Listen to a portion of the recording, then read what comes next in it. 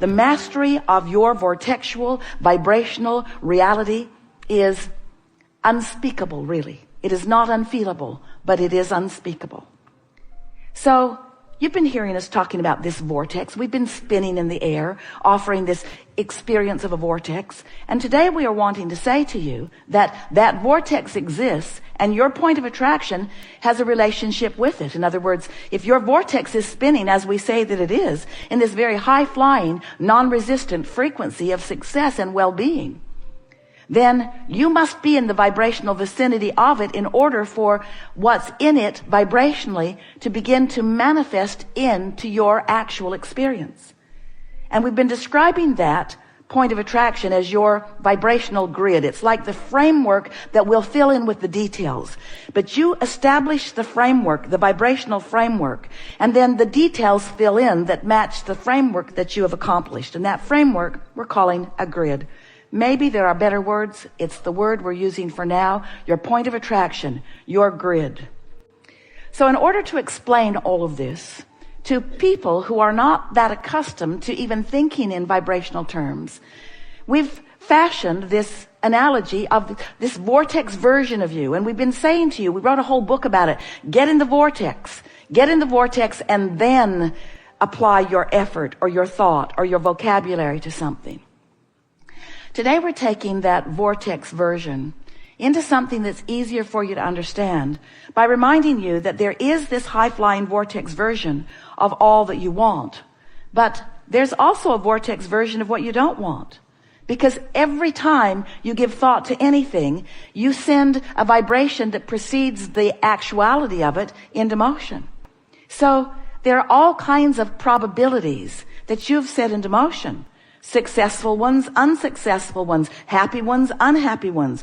In other words, you've been creating a lot of realities that you're not yet living because you've been sifting through life and you've been setting a lot of things into motion. And the question that we really want to ask is, what is the vibrational proximity of the vortex version of you and the grid version of you? In other words, who are you in terms of vibration and who are you in terms of what you're allowing to manifest? That's really the question of the day, the week, the year, the century, the everything. That's the only thing that ever matters to you is what is your frequency in relationship to the one that you have carefully crafted over all that you have lived? And the answer to that question lies within the emotions that you feel.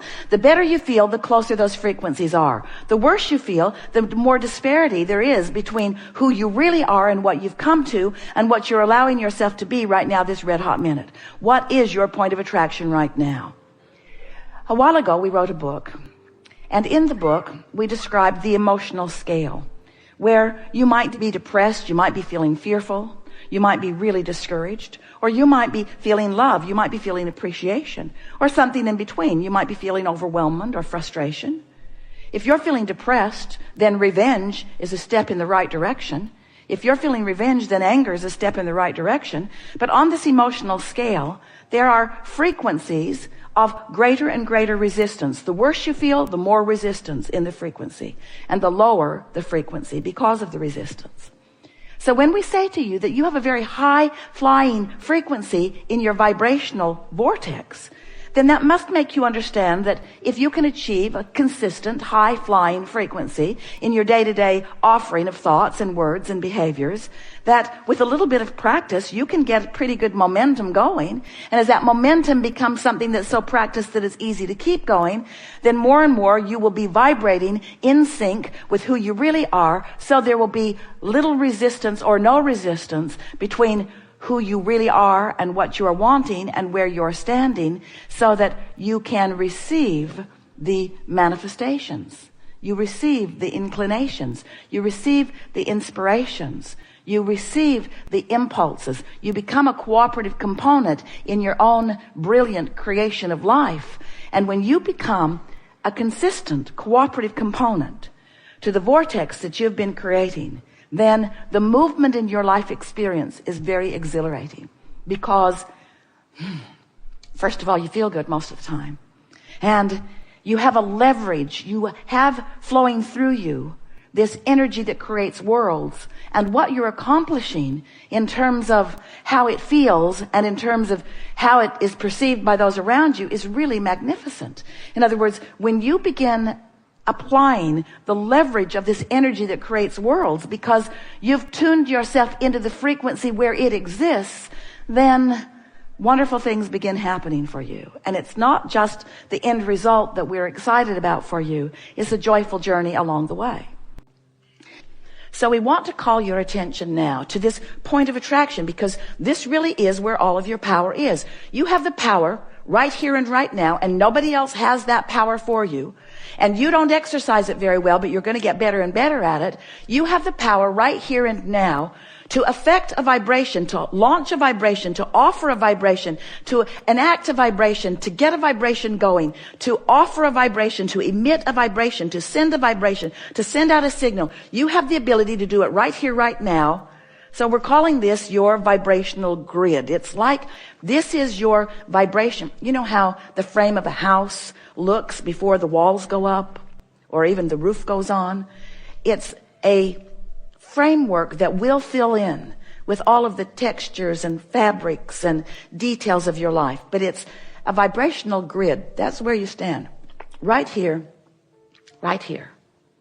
You stand here. Now we want to talk to you about what vibration or what emotion you are holding or maintaining or emitting while you're standing here in your powerful now. Are you elated? So the grid spins, and we want you to think of the grid as an emotional grid. So pure positive energy, elation, exhilaration, love, appreciation, high flying, good feeling. Ooh, high flying. Or there is depression, not so high flying. Or there is overwhelmment, not so low but not so high flying. In other words, all of the emotions that you know, they equal these sort of spinning grids, these points of attraction. And you've got different grids on different subjects. And you've sort of got a medium grid. You've sort of got the grid where you usually hang out.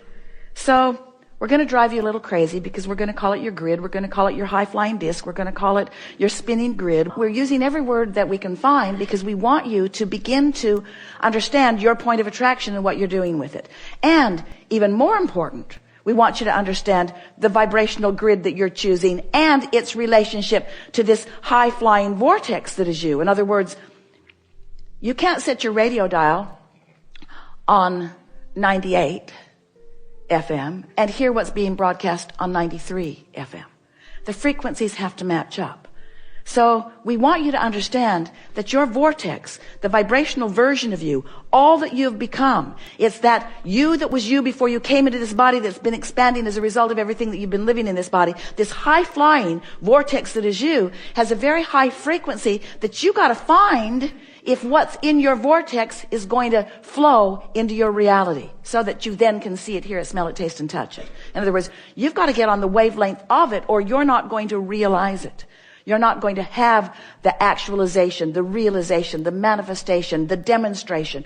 All of those things, all of those words mean the same thing. You're not going to know it in that truest, physical, visceral, this is the way I'm living, this is who I be sense, unless you are a consistent vibrational match to it. Does that make sense to you? We want you to know that you create your reality by contouring your thoughts and that you don't do it all at once, but that you have a guidance system within you that will help you to do it. And you also have a very responsive universe all around you, giving evidence all day, every day of what your vibrational frequency is.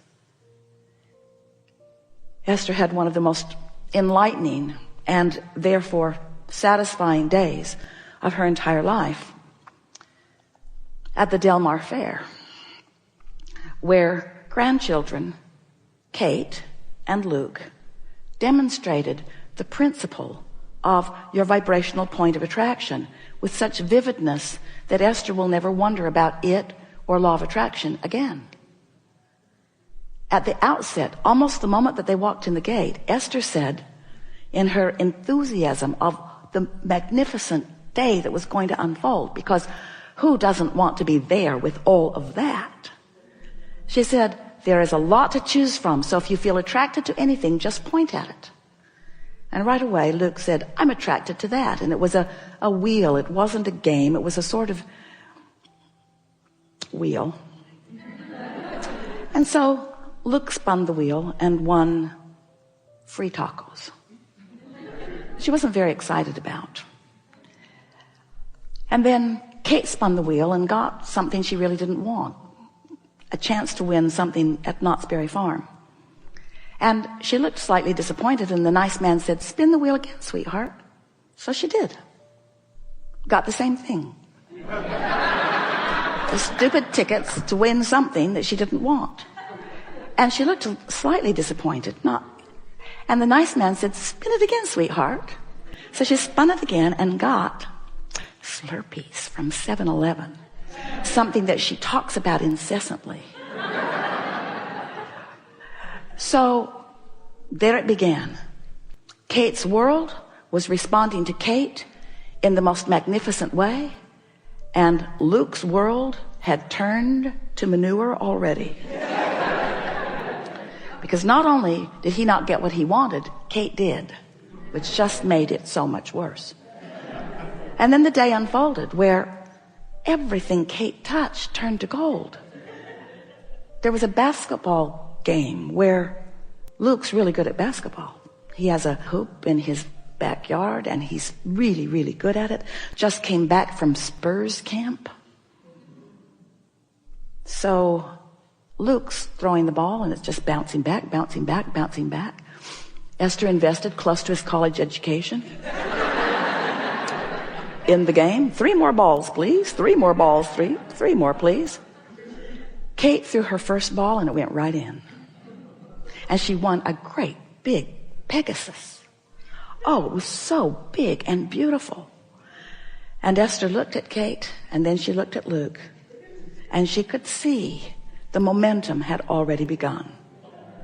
We won't tell you all of the details, but it was a remarkable day of Kate winning so much that they had to make a trip to the car to put it all in. And Luke saying, it's like they don't want me to win. They had gone because there was a train concert. When Esther discovered Train, she called them and said, you have to come, we'll go to the fair and we'll see Train. And everyone was excited because everyone in that family, this family, loves Train. So a nice man comes through the audience and picks Kate. Would you like to go on stage with Train?